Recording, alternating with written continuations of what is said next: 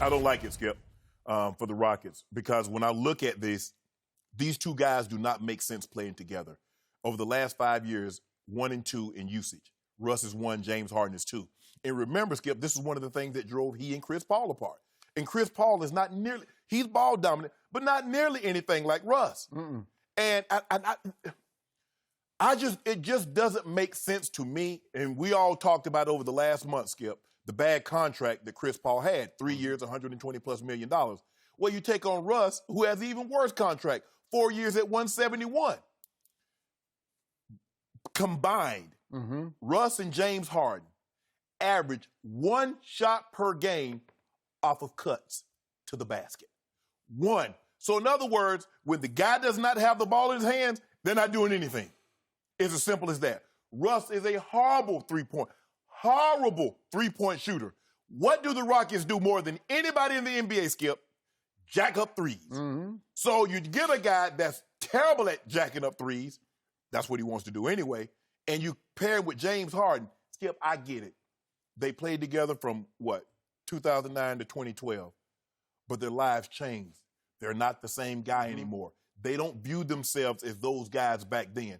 James Harden is an MVP. He finished runner-up, I think, four times in the last 5 years. Russell is an MVP.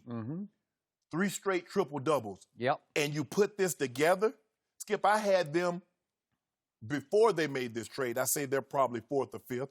I still have them in the same spot. I get, it's like, oh, my God, they got Russ.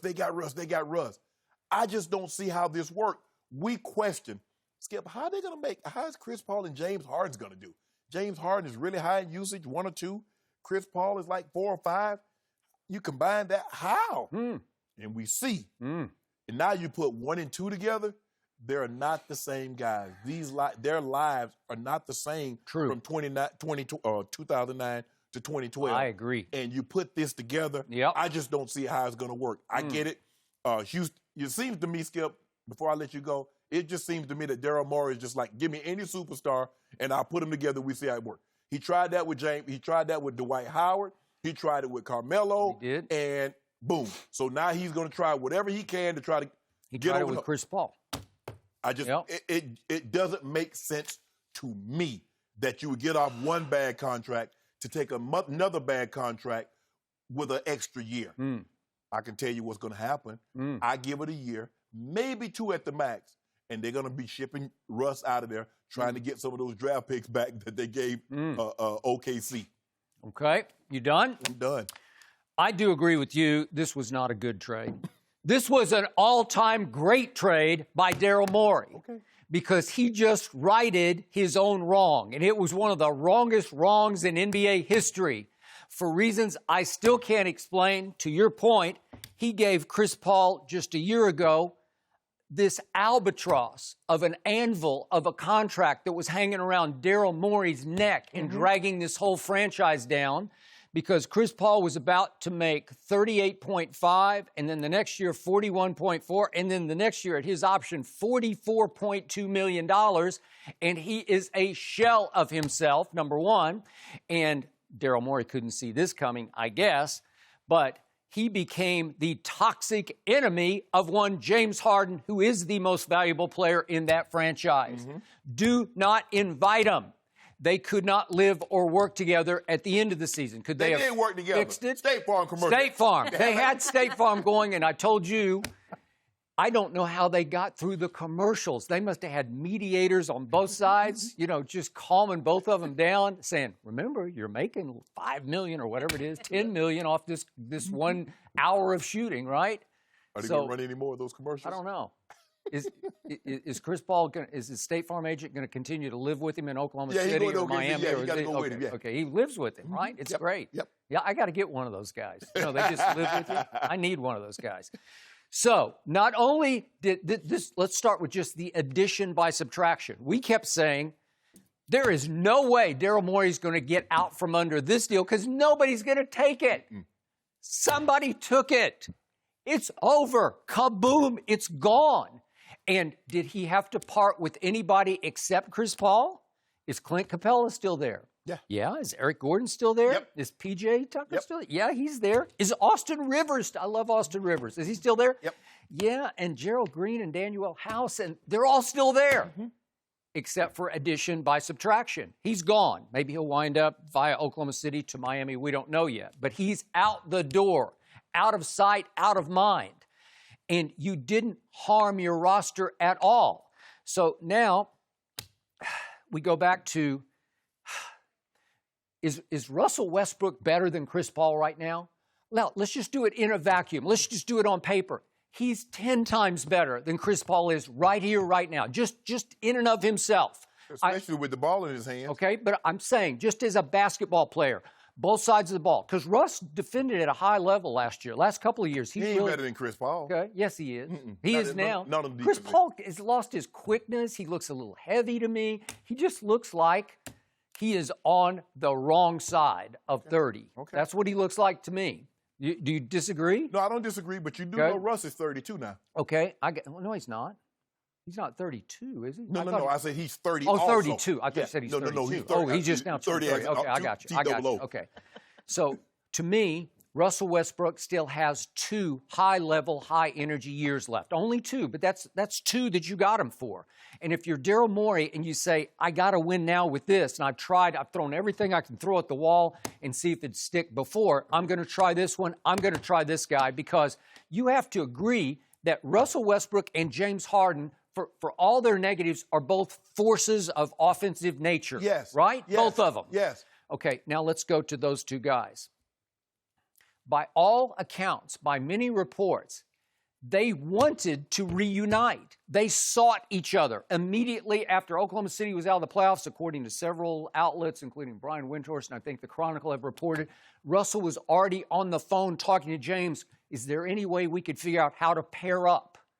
So they both had equal interest in reuniting. James wanted Russ, Russ wanted James. Why would they want each other? Because they know each other. And they did have the advantage, the immense benefit. It's not like they were just buddies who have never been teammates. They were teammates, to your point, for 3 years. They hung out. They practiced with and against each other. They were in the locker room. They were in the huddle. They were on the road. They were everywhere together. They know inside out who they were. I get you. You say their lives have changed. Their statuses have changed. But along the trail, each has won an MVP, right? And Russell has done his triple-doubles for 3 straight years. He's averaged. So he's done all that. But they wanted to get together because they do know that for 1 year, especially that last year together, when James Harden was the 6th man of the year, he averaged 17 points a game for that team. So he played a lot of basketball on the same floor with Russell Westbrook, who at that point averaged 24. So 24 to 17. So it worked a little bit. Can you give it just a little bit? Yes. Right? Yes. Because they were paired up a lot. Okay? I know those teams because that team knocked my team out. But Skip, by the way, my team went up 2-0, and then those 2 just took it over. The next 4. Yes. But Skip, you're talking about Russ wasn't the Russ that we know now with the high usage. And neither was James Harden. He was a bench player. He came off the bench. Okay? Just remember, though, there's a connection. There's a soul connection because they're both, here we go again, Southern California. They're L.A. products, right? Yes. And they're just a year apart. It's a little more than a year. But the point is they knew each other, of each other growing up. Right. And then, obviously, one goes to Arizona State, one stays at UCLA. But still, there's a soul connection of Southern California, just like that guy number 2 and Paul George, right? So being from Southern California is going to make one of these guys want to pass the ball to the other. Okay. Here's the other point. They have each led the NBA in assists, and Russell just did it again, right? Yeah. He's led the last 2 years. Yeah. And James led it in 2017. So the last 3 years of the NBA, we have 2 guys leading it in assists 3 times, 2 for Russell and 1 for James. Yes. What does that tell you about their mentality? Do they pass the basketball? Is it all shot? Is it just total gunnery on both cases? No. They pass. You have to be able to pass the ball some to lead it in assists. Am I right? Oh, yes. Okay, so you have two guys capable of high assists, like double-digit assists. Yes, and two guys high usage. Okay, I got you because you're right. 1-2, 2-1. For the last 4 years, it's just gone back and forth between those two. Yes. Okay, now, what do they have in common at this stage and age of their careers? Both have struggled in the postseason to the point that both know what it feels like to be condemned for the disaster that was a postseason for the Thunder or for the Rockets, Correct. right? Yes. They have been the number one targets of those fandoms in Oklahoma City and Houston. Where were you, James Harden? Where were you, Russell Westbrook? Okay. We can't overcome you and you. So now they're sharing a blame dynamic that they've both experienced, and they're both at that 30 mark where they're starting to say, wait a second, I don't have anything to show for all my accolades. Oh, right? you think they think that? Yes, I do think they think that. Okay. And it is time for one or the other to sacrifice to try to win something in this league, or they're both going to go down and out as another one of those guys who never won anything. Well, here's my thing. Here's my question to you. If they thought like that, why haven't they done this sooner? Why it takes now for you to think about that? Because it started with number two. He just wrecked the whole dynamic. Oh. All the dominoes fell for number two. Am I right? Yeah, but okay. What if he doesn't go after Paul George? We're not having this conversation. No. And so, but my thing is, Skip, is that when you pair these guys together, and I give you, they led the league in assists, but they need the ball to do that. The question is, okay, who's taking the last shot? These guys don't think like that. Even though they struggled in the playoffs, each guy says, you know what? I can be the one to get us out of this. All right. Thank you for watching. You can subscribe here to get the latest from the show, and be sure to check out more of the best clips from Undisputed, or go watch a few other segments from our other shows on FS1.